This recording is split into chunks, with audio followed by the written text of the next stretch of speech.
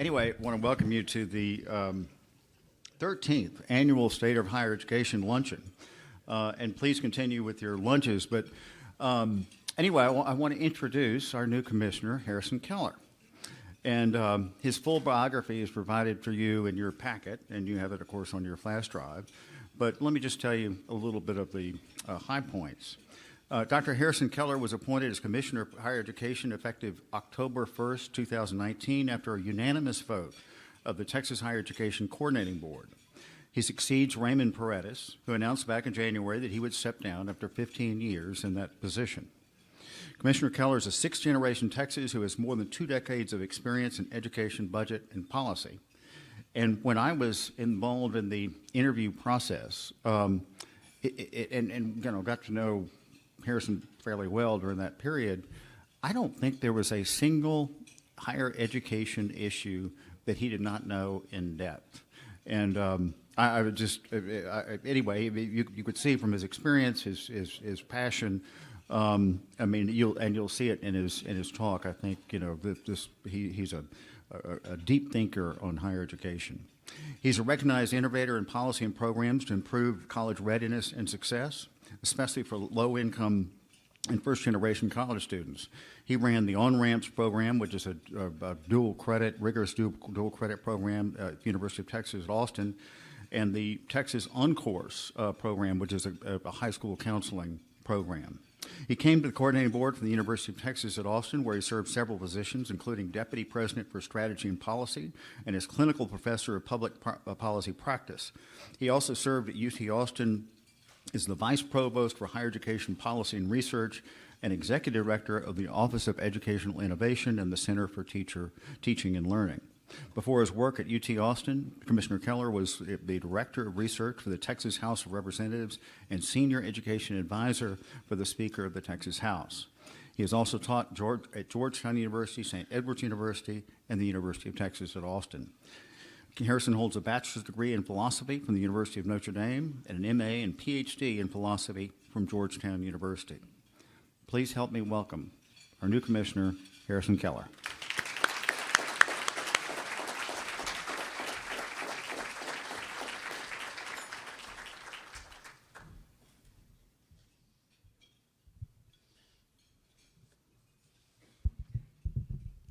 Thank you, and good afternoon. I'm happy to be here with you today to talk about the state of Texas higher education. I've been on this job for less than 2 months, so I'd like to start by sharing a few things about myself that don't show up in my standard bio to help give you a sense of how I approach higher education policy. Then I'll talk a little bit about the national context and where we are as a state and what we're working on at the Higher Education Coordinating Board. So as Stuart mentions, I'm a sixth-generation Texan. I grew up in a town called Plainview, which is a farming community in the Panhandle. So the school district out there is what we call property poor.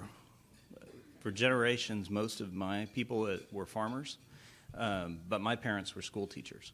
So like a lot of teachers' kids, I grew up in their classrooms. I became a good student, but mostly unaware of how the lack of resources available to my schools affected the kinds of academic opportunities that were available to me. By high school, it was becoming a little clearer, especially when I ran out of math classes to take after my junior year of high school. But still, when I went off to college, I was feeling pretty confident.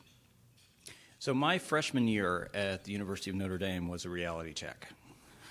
I'll never forget what it felt like to get that first paper back with the first D I'd ever seen in my life, and to realize that, well, I hadn't had math my senior year of high school. Most of the other students in there had AP Calculus.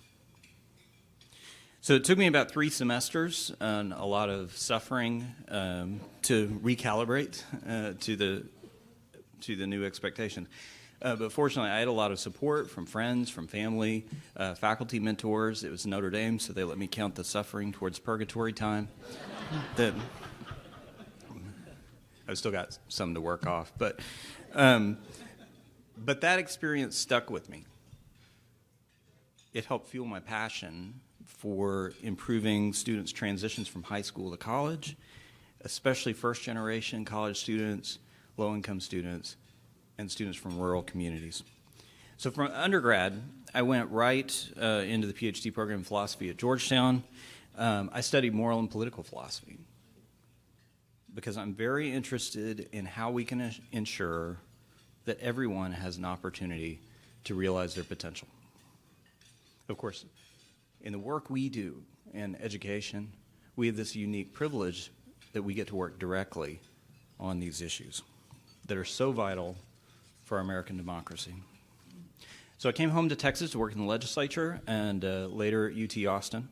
And over more than 2 decades, I was able to work on almost every aspect of public and higher education budget and policy as legislative staff and as UT administrator and a faculty member. I also had the privilege of serving in the Navy as a reserve intelligence officer. And most importantly, I'm a dad to 4 of the best kids ever. But however, a little over a year ago, my wife and I tragically lost our youngest daughter to a rare brain cancer.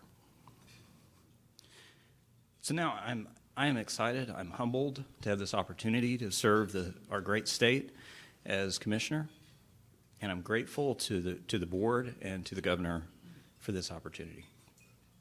I know the transformative power of education firsthand. I understand the opportunities for students to prepare for college and participate in the great benefits Texas has to offer still vary dramatically across our state. And I appreciate how much our great state depends on higher education institutions to drive opportunity, innovation, and public health. The need for post-secondary education has never been greater than it is today. And the strength of our colleges and universities in research and development has never been more vital for our state, our society, and our economy. This is especially true as the pace of innovation and change in technology and the economy accelerates, and as other nations invest in their own higher education systems.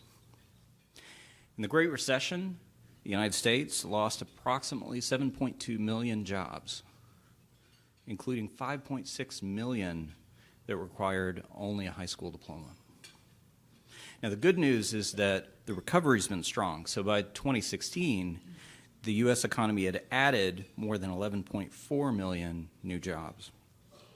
But the recovery didn't reach everyone.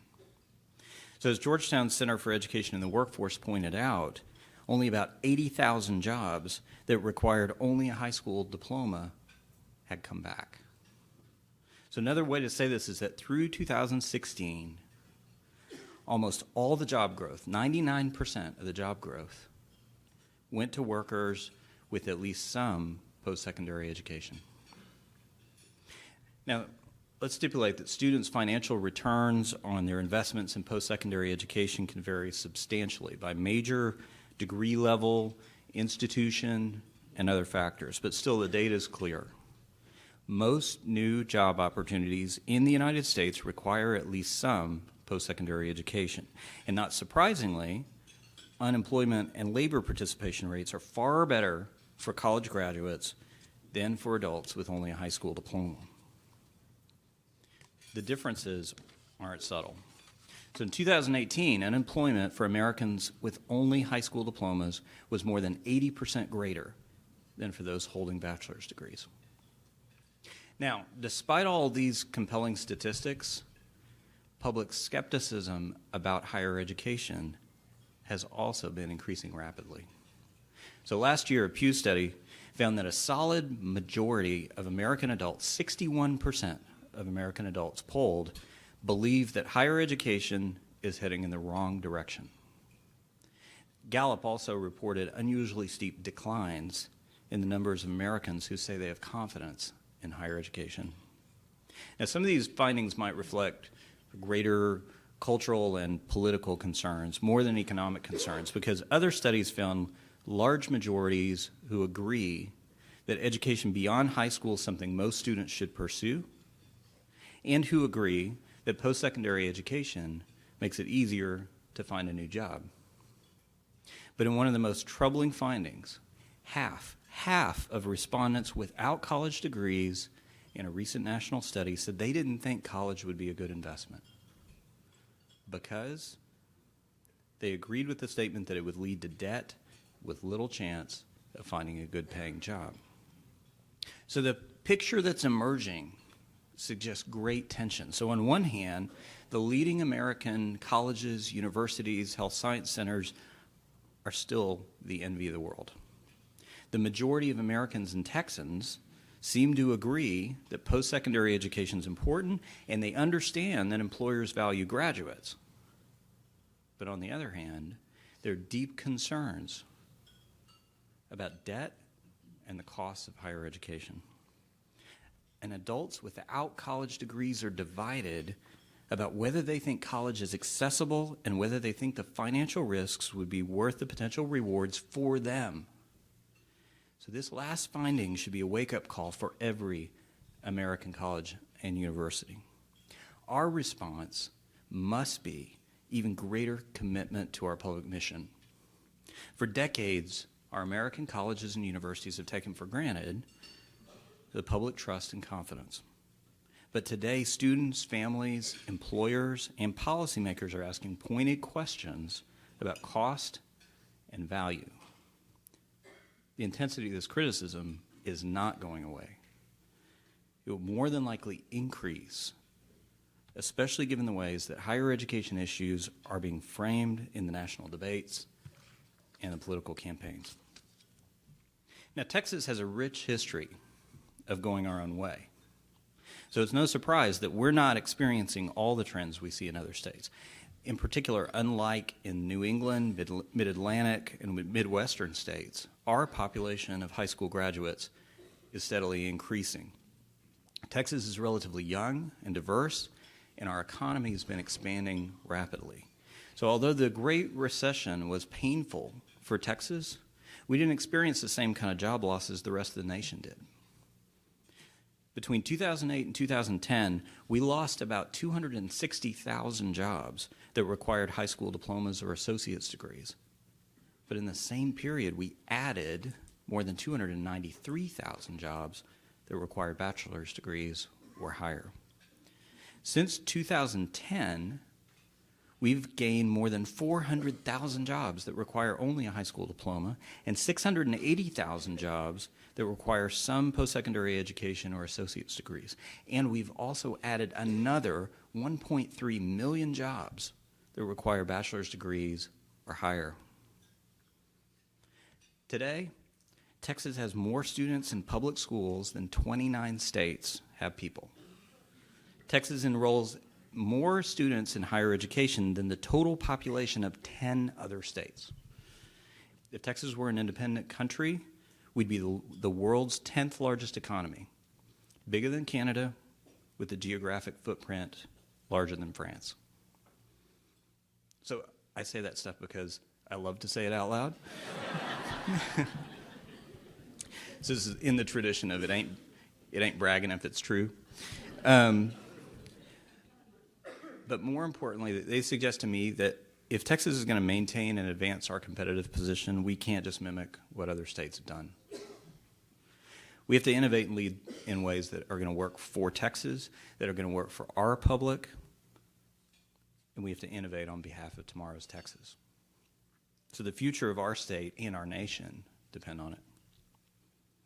Now, in 2015, the Texas Higher Education Coordinating Board convened a distinguished group of leaders to consider state goals for Texas higher education. The result was called 60 by 30 Texas.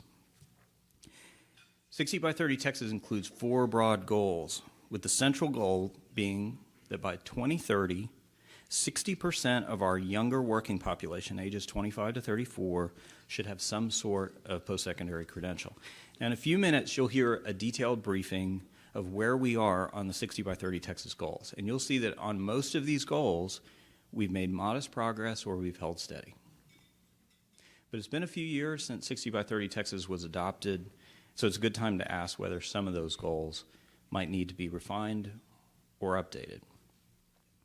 So as you consider this data, I'd ask you to consider 3 points. So first, I'd argue that we shouldn't stop with the general notion of 60 by 30. All of us here would probably agree that it would be a good thing to increase educational attainment in Texas. But it isn't enough to say that 60% of current high school and college students and young adults ought to achieve any sort of post-secondary credential, whatever that may be. Some credentials are going to be especially important for the future of our state. Some credentials will be more valuable for Texas students and their families. So on a related note, we have large numbers of adult learners who are too often ignored. More than 3.9 million Texans have some college and no degree. And at the agency, we estimate that more than a third of these have debt. As the economy changes, many Texans, without or with degrees, are going to need to reskill and upskill. All Texans deserve to be able to access affordable, high-quality learning opportunities that will lead them to credentials of value. Post-secondary credentials that will unlock their potential, help them provide for their families, and pursue their dreams. My second point to consider is that 60 by 30 as defined today is silent about a fundamental responsibility of our great colleges and universities, their essential role in research and development. Now, Governor Abbott was right to highlight this role 5 years ago when he set a goal for multiple Texas universities to be counted among the top 10 American public research universities. And the Texas legislature has been right to invest in this mission. Over the past few years, the state of Texas has been moving in a strong, positive direction in our state support for research and development. However, we still seriously lag in federal research obligations to our institutions, and we're not where we should be in the venture capital coming to Texas. This issue is critical for the future competitiveness of our state.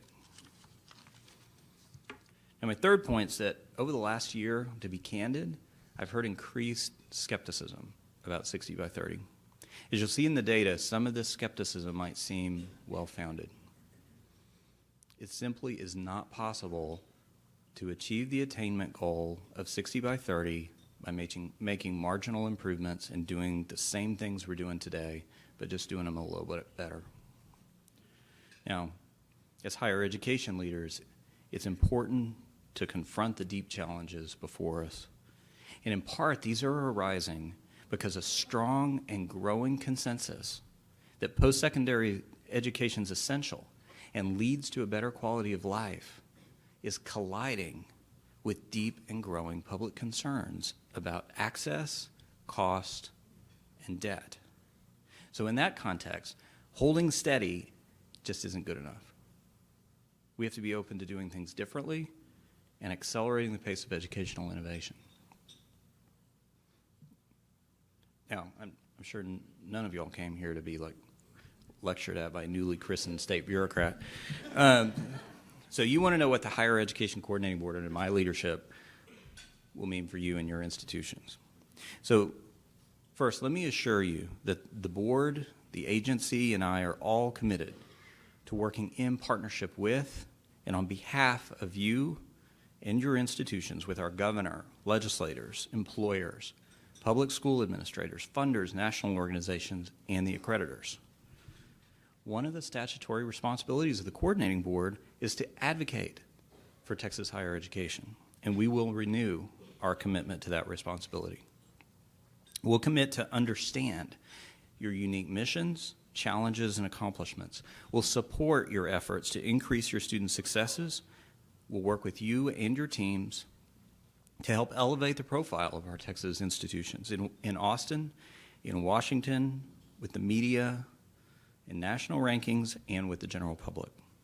We'll also work with you and with our state policymakers to inform development of ambitious, innovative Texas higher education policy. So I can't promise I'll always make you happy, but I can promise I'll always listen, and I'll be open to other ideas. So over the next several months, you're going to be hearing more from the agency about degree productivity. So the state of Texas has adopted an ambitious goal to educate more people to higher standards than ever before. And as we work on this goal, we have to keep today's students in mind. So after I received my Plainview High School diploma, go Bulldogs, I enrolled in one post-secondary institution, and when I graduated 4 years later, all the credits that counted towards my college degree were awarded by that same institution. And that just isn't how most Texans go to college today. Most Texas students accumulate college credits from multiple institutions, often before they're graduating from high school. Sometimes they're co-enrolled at multiple institutions. And an increasing number of our students have outside responsibilities that don't line up with a traditional residential campus experience.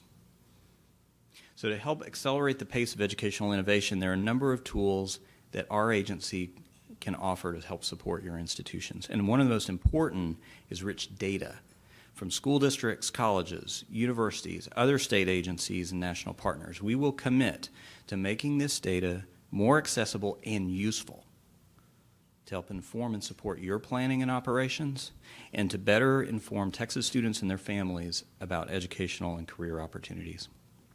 So in particular, my team and I will work closely with your institutions to help make the pathways to high-value credentials clearer for Texas students. We'll also make changes in how we report the data to better reflect institutions' contributions to student success. So the state of Texas doesn't need to be constrained in how we measure student success by the federal methodologies for calculating graduation rates. And we will do a better job of honoring multiple institutions' contributions. So finally, one of the most important ways the coordinating board can support educational productivity and innovation is to renew our commitment to coordinate among higher education institutions. My emphasis will be on coordinating, which is importantly different from micromanaging. We'll work diligently to carry out our statutory responsibilities and follow the law. However, there will be a higher bar for the agency to preempt local decisions about individual course and program design. We should be putting our energy into understanding and sharing information about the value of courses and credentials, not nitpicking individual course descriptions or creating arbitrary reporting requirements. Now, as I've discussed with many of your chancellors and presidents, I need your help on multiple fronts. We'll ask you to work with us as we update and streamline our agency processes and operations and build new capabilities that will allow us to work more effectively with you. We'll ask you to work with us on policy options for the upcoming Texas legislative session and for the next Congress. We'll ask you to share your expertise and assist particularly in data analysis and policy reviews and program design. And most of all, we'll need to maintain an open and respectful dialogue so we can work together to identify and address issues before they become major roadblocks. So when you feel like I'm doing a great job, please tell my mother. But when you feel like we're going off the tracks, please tell me directly. So today, the state of Texas higher education is uneven, but with tremendous potential. So although we face serious challenges, and in truth, what you'll see in the data isn't where we want to be, we know there are many examples of Texas institutions represented right here in this room who've been making great progress. They're producing exciting, innovative work on the ground that we can learn from and build on. The future competitiveness of Texas will depend on how well we unlock the potential of Texas talent, including high school and college students, adult learners, faculty, and higher education leaders. We need to work together across institutional boundaries so all students, regardless of race, ethnicity, or income, can fully participate in, benefit from, and contribute to the future of Texas. We need clearer and more flexible pathways to high-quality educational opportunities and high-value credentials. And we need more focused attention on strengthening our research and development capabilities. To keep Texas competitive, we can't make incremental progress. We have to work with urgency, much faster than higher education institutions and the agency have historically operated. We have to work together to accelerate the pace of innovation. So the agency will support your work to advance your students' academic and career success and strengthen our state's vital higher education infrastructure. I hope we can all affirm today that we won't let the way we've always done things hold Texas back. So in closing, I want to say thank you. There have not been many times in history when higher education leaders have had such an opportunity to make an impact for the future. Your leadership and your service for your institutions, for our state, is vitally important. So I'm sure someday many of the higher education leaders here will roll up our sleeves, show our scars, and remember with pride what we're embarking on right now. Thank you for your commitment to our students, our institutions, and our great state. I look forward to working with you.